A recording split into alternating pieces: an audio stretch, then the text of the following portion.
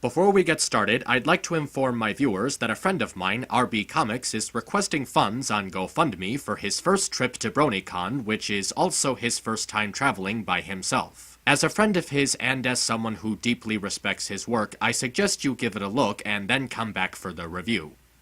You done it yet? Oh, come on, I haven't got all day. You finished?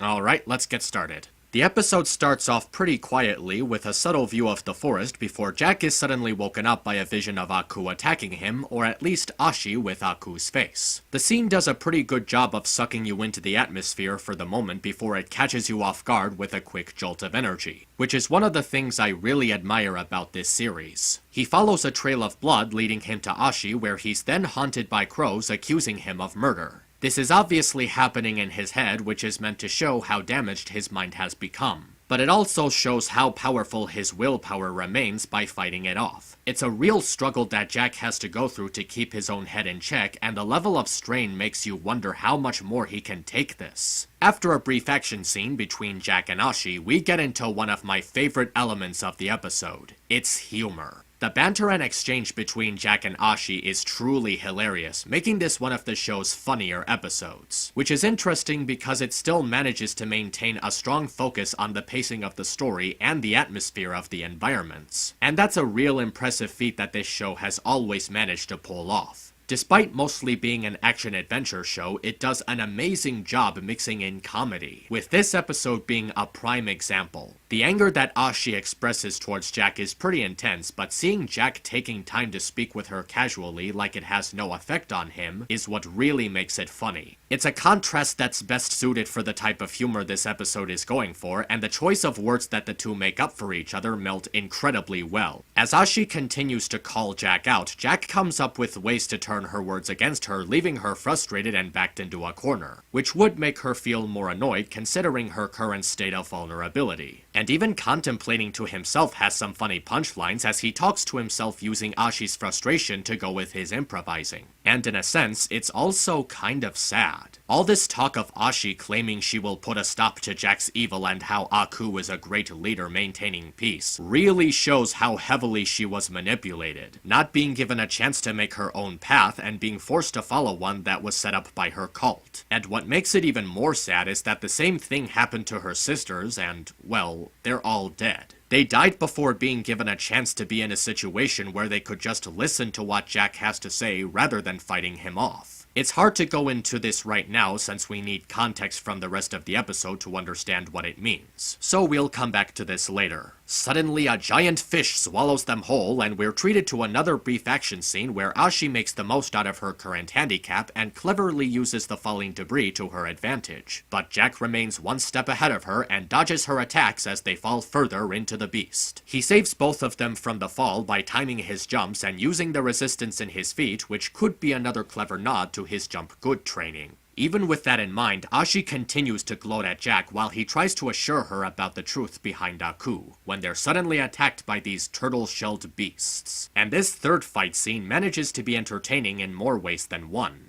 Jack continues to improvise with his scraps of weaponry by using one of the beast's dismembered legs as a sword. But as Jack defends Ashi, she prefers that they would both rather die as it would fulfill her mission. The situation Jack is in here, fending off both the monsters and Ashi's pestering, really test his patience. And it pays off with a hilarious fitting facial expression with an angry shout. The humor comes with how Jack's patience is being tested in a way that seems both childish and relatable at the same time. The fight itself is also pretty intense in a way that still feels relatively maintained. We see Jack fighting off the creatures by grittily slicing through them, with both him and Ashi being stained in their blood. The carnage and gore is designed and presented in a way that's not too brutal or too explicit, and it's paced fairly well so that the fight is entertaining without overstaying its welcome. And this is what I mean by the show having a good balance in itself. At this point, there have been 3 action scenes, but none of them are dragged out, and they fit into the story perfectly. Even this early into the episode, it maintains an equal level of focus on the fighting and the development of the scenario the story sets for itself, as well as the relationship between Jack and Ashi. Following the fight, the episode begins to show off the design of the creatures inside,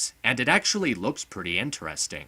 The simplistic color tone isn't too impressive, but the design of the creatures inside is really fun to explore. It looks like a widespread cavern with branching paths, obstacles to overcome, and traps to avoid, as well as having calmer and more relaxed areas that have a settling and beautiful look to them. The areas they go through are huge in scale, and the way it all looks makes the environment feel more organic, which is fitting considering that they are inside a creature's stomach. And the sounds are pretty fitting too, complete with belching echoes and deep swirling water. It's almost like you're in an aquarium or even deep in the ocean. Ashi is suddenly woken up by memories of her mother haunting her as she sees Jack seemingly talking to himself. The transition to Jack's psychosis is actually done pretty well, as we just see Jack taking time to think to himself about his situation before he starts to speak with voices in his mind. He confronts a dandelion over Ashi's innocence, which displays both his patience with Ashi and a sense of hope that he'll be able to help her realize how misguided she is. He also expresses a sense of guilt over getting Ashi involved in his problems, that his inability to fulfill his mission is the whole reason she ended up like this. It shows that Jack is still struggling with his confidence issues, but still finding solace in helping Ashi realize the truth. And then we get another conversation with Inner Jack, as it's here we're finally starting to get a full understanding of this Inner Jack. Unlike his first two appearances, he seems virtually normal. His design is more common and subtle as opposed to overly expressive or creepy and edgy. It fits his current attitude as he now seems more calm and collected instead of desperate or manipulative. It seems to reveal that this Inner Jack is not just some crazy figment of actual Jack's imagination. His attitude and design are formed depending on the real Jack's current level of stress. And now that true Jack is in a situation where he can just think and calm himself, the form he gives to this Inner Jack is more restrained and easier to negotiate with. What's really noticeable is how this supposed figment of Jack's imagination sees that Ashi is being taken by another monster, as if he actually has his own sense of awareness. Could it be that this Inner Jack is like Jack's sixth sense with a personality, or is this Inner Jack more real than we think? Next we see Ashi continuing to spy Jack as they travel through the beasts inside while transitioning through these circles. The style of these circle transitions is done fairly well by cutting the trip shorter to make more time for the story while still giving us the impression that Jack has been traveling inside this creature for a long period of time, possibly over an hour. And it's impressive knowing that he still maintains his patience with Ashi as she continues to gloat him. But he realizes that being patient with Ashi isn't going to do him any favors, and he tries to knock some sense into her. He tells her that her mind is clouded with blind rage and anger, and if she just lets go of it, she'll be able to think more clearly. It's his way of passing down lessons that he's learned onto her. And while Ashi isn't convinced very easily, we begin to see a shift in her mood and how she speaks to Jack. Instead of just mindlessly shouting at him, she speaks in a more collected tone, with her facial expressions looking more relaxed and calmed down. While she still doesn't believe that Jack is a good guy, his advice seems to be having some kind of effect on her.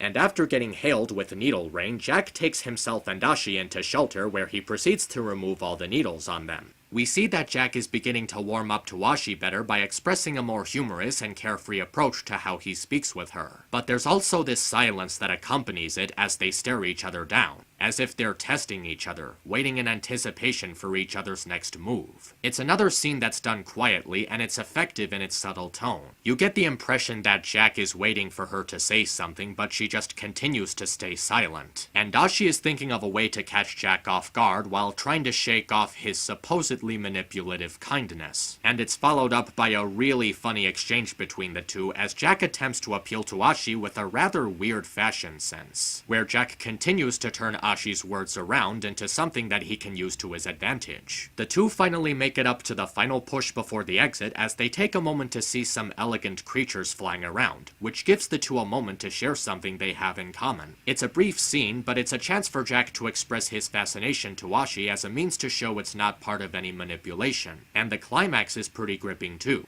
It's not an intense fight scene, but it still has a sense of peril to it, with the tone of the music making the environment feel more threatening and unpredictable. The way the scene is paced, along with the looming threat of the acid below, gives the situation a real pulse-pounding sensation to it, and the ways they switch between different creatures to travel upward is fairly interesting. The ending is by far the most important scene in the episode. Ashi is about to take her one shot at killing Jack when she's distracted by a passing ladybug. She remembers a time in her childhood when she paused her training to allow a ladybug to pass by when her mother tells her that these small insects are merely a distraction and not part of Aku's order and how they're poisonous to her mission. She compares her mother's decision to kill the bug to Jack simply letting the bug fly free. She takes some time to think about it, and when she does, she just stops. The one thing that she was born for her entire life. And then she simply sits down to collect herself in her thoughts, and the episode ends there. Everything about this scene was geniusly done. The way it's paced and the way it illustrates every emotion without a single word of dialogue from Ashi or Jack. When she was admiring the world's beauty as a child, she was told that Jack wished to destroy such things, so seeing Jack letting a ladybug go while he was unaware that she was unconscious leaves her in a strong sense of confusion. And she also realizes that this same mother who talked to her about the world's beauty killed a ladybug she wished to safeguard, simply because it wasn't part of the Lord's order.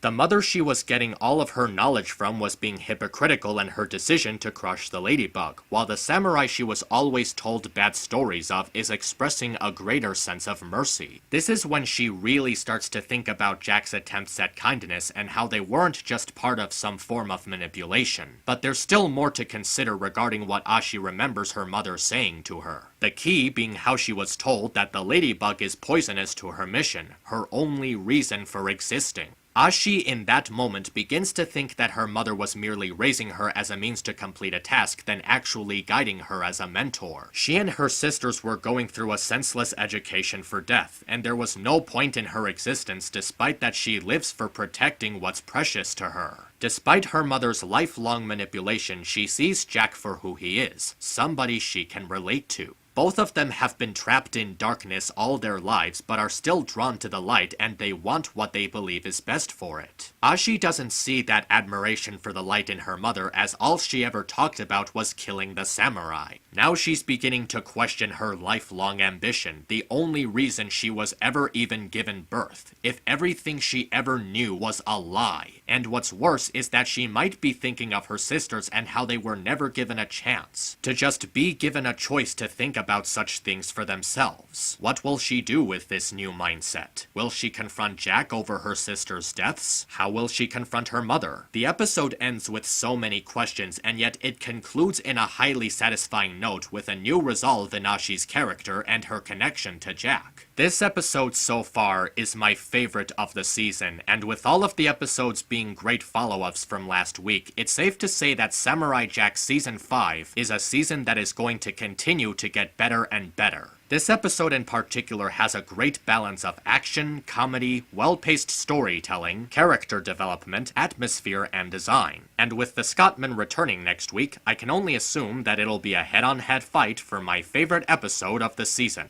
Thanks again for watching my Season 5 Samurai Jack review. If you happen to be new here, feel free to hit that subscribe button and share this video on any other website you may be interested in. So until next time, take care of yourselves and have a great day. Misanthropony, over and out. Watch out.